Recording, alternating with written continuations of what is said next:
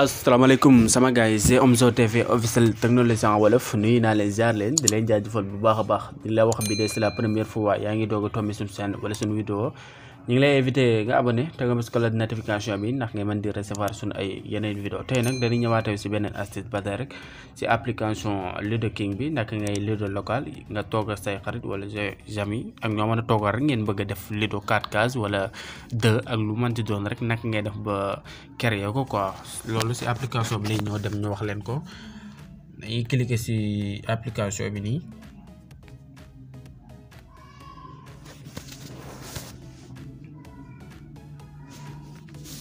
cliquer ci application bi dañuy patienter application bi ubbi ko patienter quelque temps application bi ubbeeku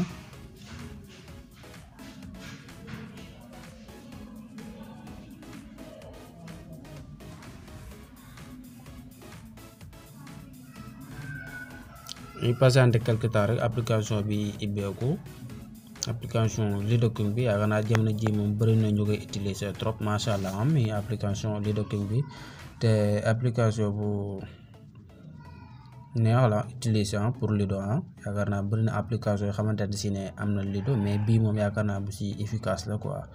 léegi nag bu application bi ibbi ko nii lay ibbi ko yow xamante ne si ne yaa bëgg a toog ak say xarit ngeen bëgg di Ludo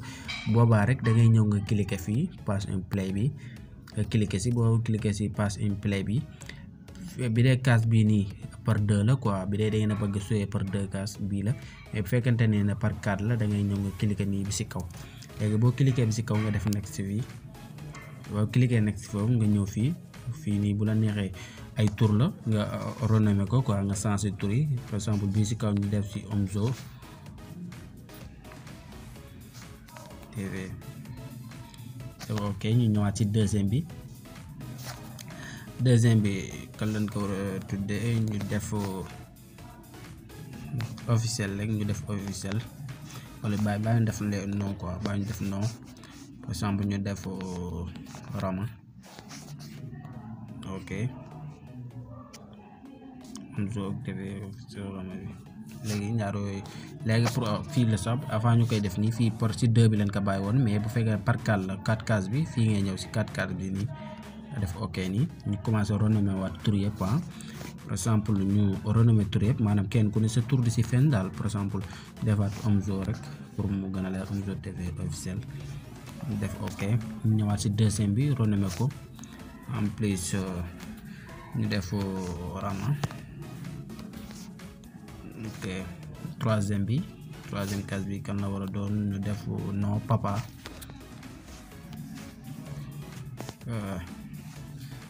cinquième bi quatrième case bi ñu def Fatou quoi ok